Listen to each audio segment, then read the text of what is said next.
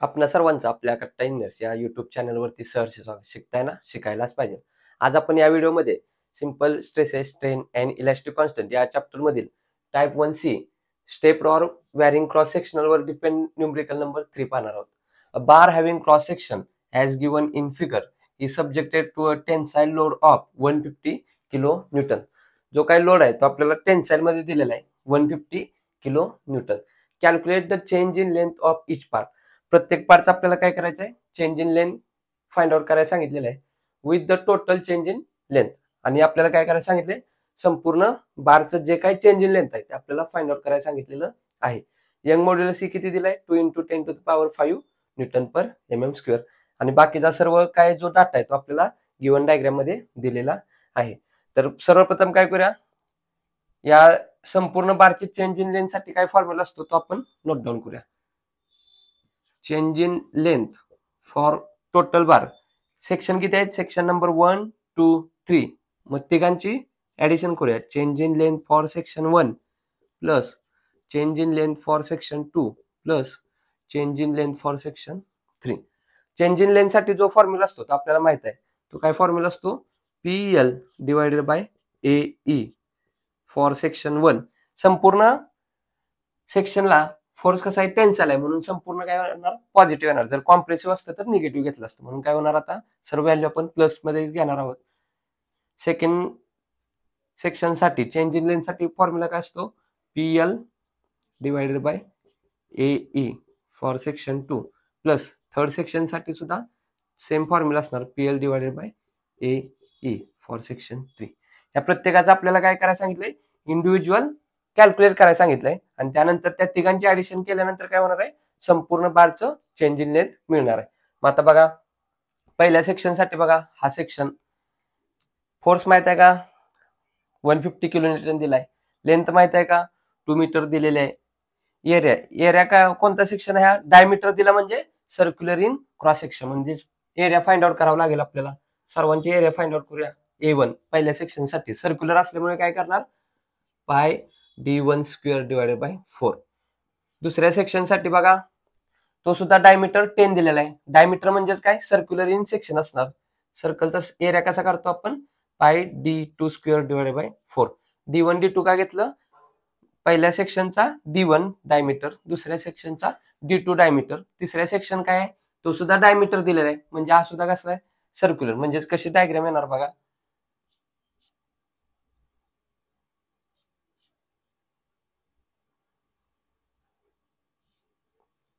ह्या टाइप मध्ये काहीतरी सेक्शन असणार. हा पहिला सर्क्युलर सेक्शन, त्याला हा सेकंड अटॅच छोटा सर्क्युलर सेक्शन, आणि हा तिसरा सेक्शन.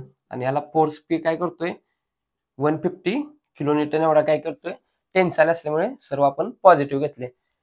तिसऱ्या सेक्शन कसा दिलाय, तो सुद्धा डायमीटर दिला, म्हणजे A3 डायमीटर दिला म्हणजे सर्क्युलर सेक्शन. त्याचा एरिया कसा काढतो, पाय D3 square divided by 4.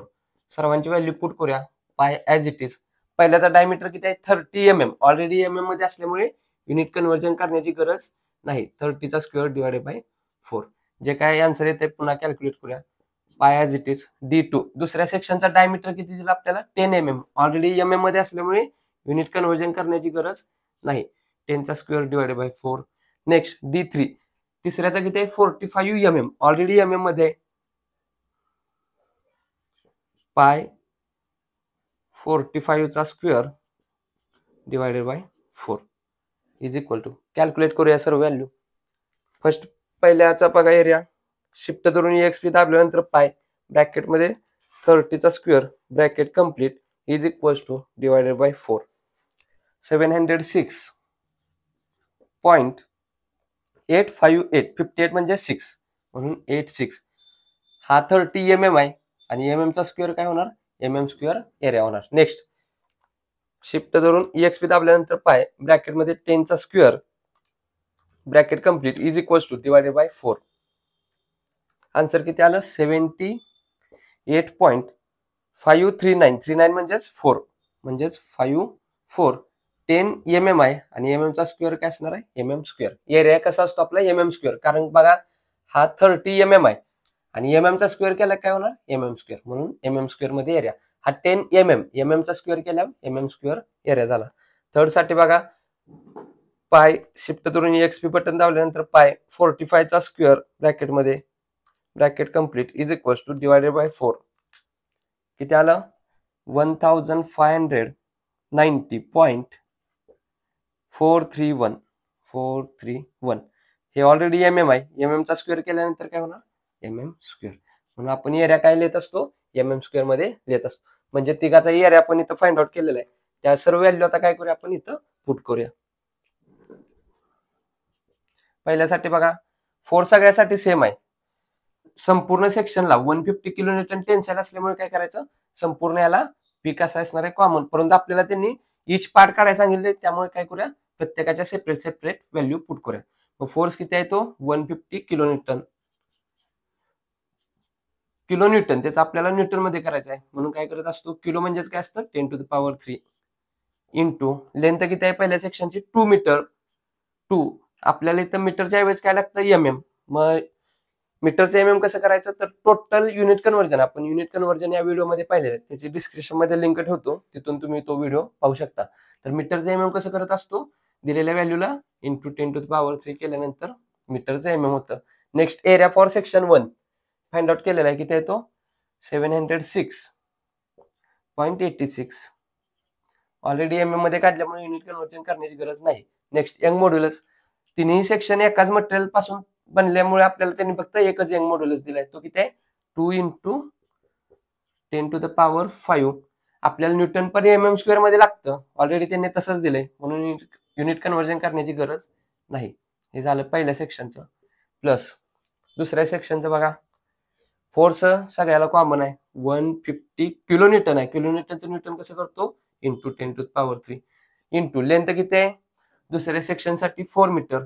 Metre मध्ये दिलंय आपल्याला लागतं म्हणून इंटू 10⁻³ करत असतो divided by area for second section find out केला किती आहे तो 78.54 स्क्वेअर लागतो. ऑलरेडी आपण काढलाय त्यामुळे युनिट कन्व्हर्जन करण्याची गरज नाही.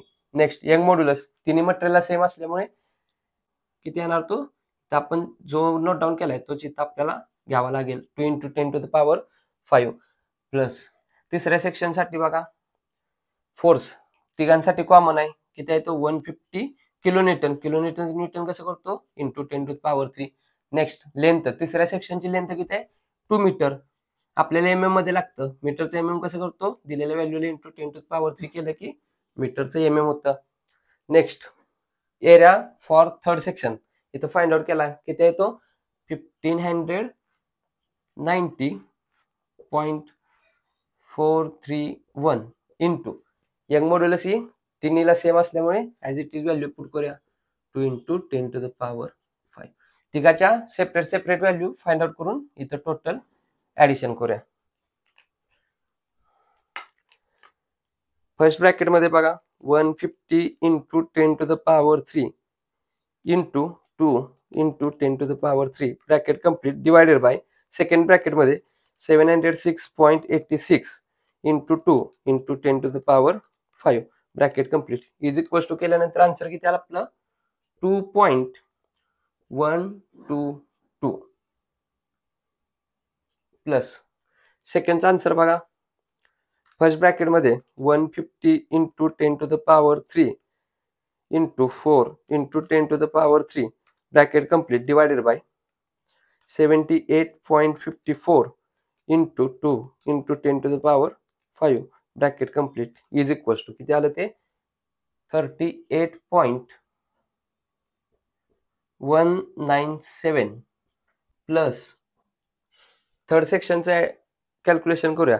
ब्रॅकेट मध्ये 150 × 10⁻³ into 2 × 10⁻³ bracket complete divided by 1590.431 into 2 × 10⁻⁵ bracket complete is equal to किती आन्सर आला आपलं 0.943. हे आपण इंडिव्हिज्युअल प्रत्येक सेक्शनचा चेंज इन लेंथ केलेला आहे. आता ह्या तिघांची जर ऍडिशन केली तर आपल्याला काय भेटणार आहे total change in length of given bar. संपूर्ण बारचं टोटल चेंज इन लेंथ किती होते या ठिकाणचे ऍडिशन करूया. First 2.122 plus 38.197 plus 0.943 is equal to final answer आपलं किती आलं 41.262. चेंज इन लेनचं युनिट काय असतं mm. युनिट व्यवस्थित देत चला.